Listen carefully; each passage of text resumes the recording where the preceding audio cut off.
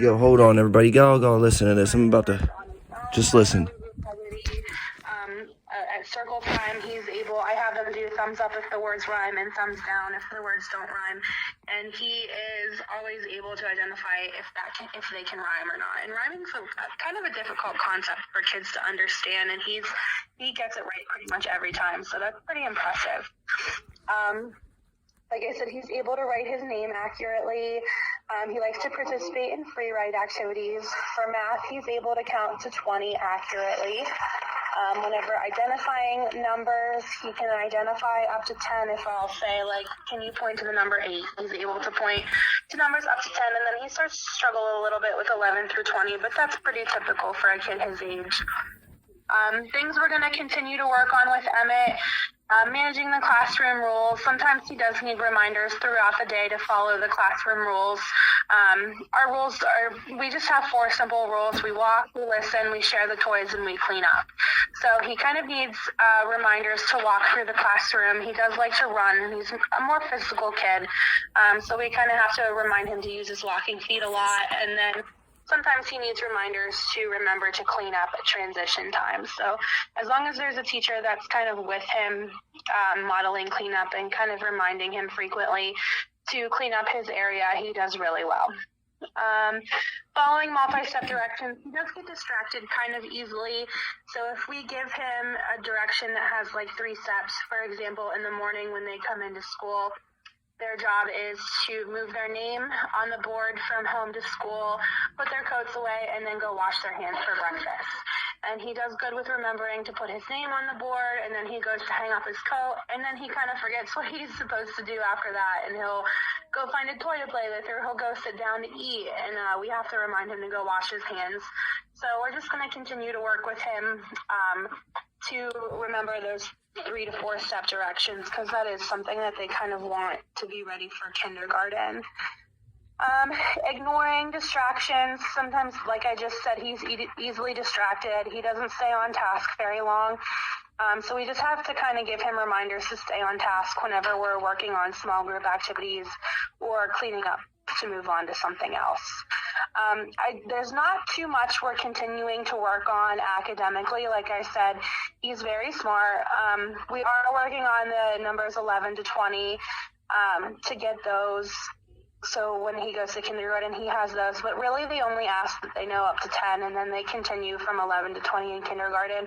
So if he leaves here for the summer and he doesn't know all those numbers, it's not a huge deal.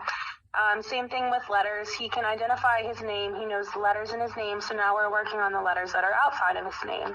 Our goal is to get him to be able to identify 11 to 20 uppercase and then 11 to 20 lowercase letters by summer. So like I said, he is really, really smart. So I feel like in the next couple of months, he's going to be able to get a grasp on that. So that's what I have for his conference, and then I have the kindergarten readiness check here. But like I said, just looking through it, we've pretty much gone through everything. Our biggest concern for when he goes to kindergarten, and you're already aware of this, is his kind of attention abilities. So being able to hold his attention on something and keeping him on task, that's something that they're going to want him to have for kindergarten. So that's kind of what we've really been working on. I think he's up to date and doing really well academically. So we just kind of continue to focus on those social emotional skills of being able to stay on task and giving him some strategies in the classroom to help him pay attention a little bit more whenever we're doing activities that he's not always interested in. So do you have any other questions or concerns before I let you go? No, I do not. Okay.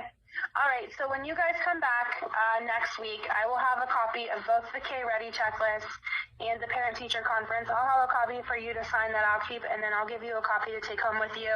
And after you look through it, if you have any other questions or anything, you can give me a call or a text, and I'll try to get back to you. All right. Thank you. Okay. All right. Thanks. Have a good day. You too. Bye. Bye-bye. All right, yeah. So like, they're gonna send that checklist, and I'll be able to read everything that I didn't get to record.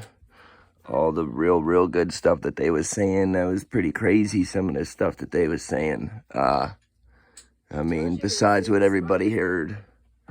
Oh, that's the youngest. That's my 5-year-old stepson. I've had him since he's 2 months old. Emmett Eli, come here, dude. Hurry up, man. Come here. Oh, I'm pretty proud right now. Well, I would hope so. That's who we talking about right there. Tell me what your name is. Emmett. Come here. Come here. Tell me what your name is. Come here. Emmett. Emmett what? Miller. Okay. All right, go play. Okay. All right, peace out, Cub Scout.